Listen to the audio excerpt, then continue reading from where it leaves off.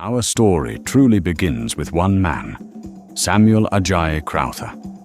Torn from his Yoruba homeland as a boy, he was freed by the British Navy, educated in Sierra Leone, and ordained as a minister.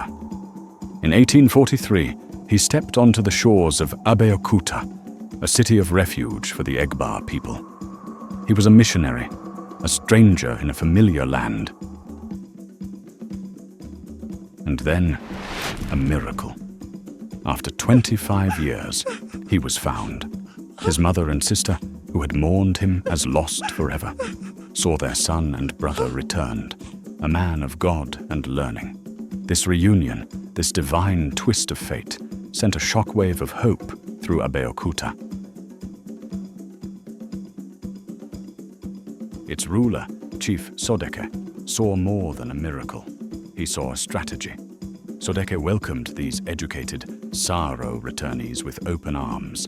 Why? He was surrounded by enemies from the slave-trading kingdom of Dahomey, a rival to the Yoruba country.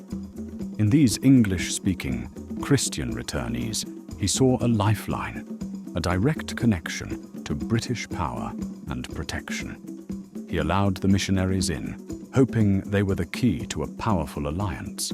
But the Egba were master diplomats. They drew a firm line. Christianity was for the Saro returnees. The native Egba could learn the white man's skills, reading, engineering, commerce, but their souls belonged to the ancestral gods. It was a tense, calculated coexistence. After 2 years, only 5 people were baptized. Crowther's own family were among this 5.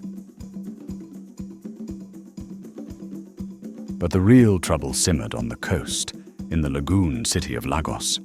Here ruled King Kosoko, a ruthless slave trader who had seized the throne.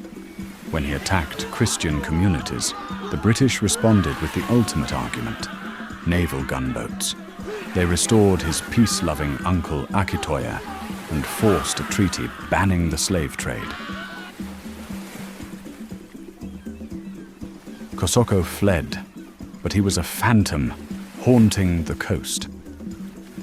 His relentless raids led Britain to a fateful, reluctant decision in 1861, the annexation of Lagos.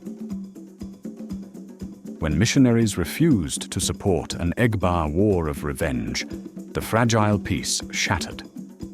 In 1867, all white preachers were expelled from Abeokuta. Their homes were looted. Only African missionaries, like the steadfast Crowther, could remain. The door had slammed shut.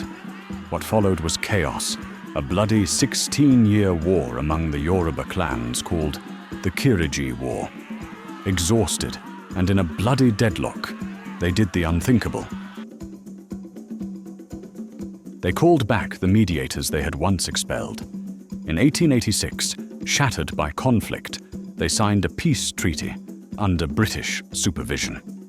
Most clans accepted the new reality of protection and commerce. But 2 prideful nations said no, the Egba and the Ijebu.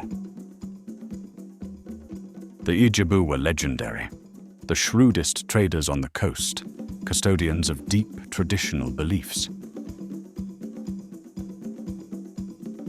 In 1892, a British military expedition, quietly supported by frustrated missionaries, marched on Yorubaland.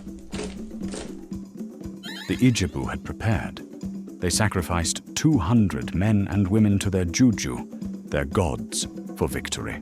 The British advanced. Their divine king fell.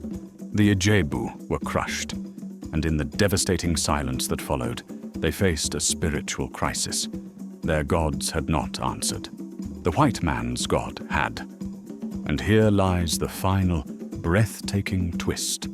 The tribe that had resisted most fiercely, the Ijebu, became one of Christianity's most responsive communities.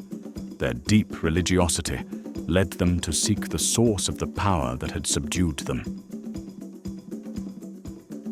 This is more than a history of missionaries and empires.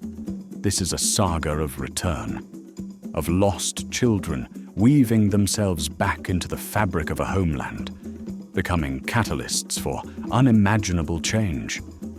It's a story of shrewd diplomacy, shattered taboos, and the profound, often unintended consequences of a single, powerful dream. The dream of home.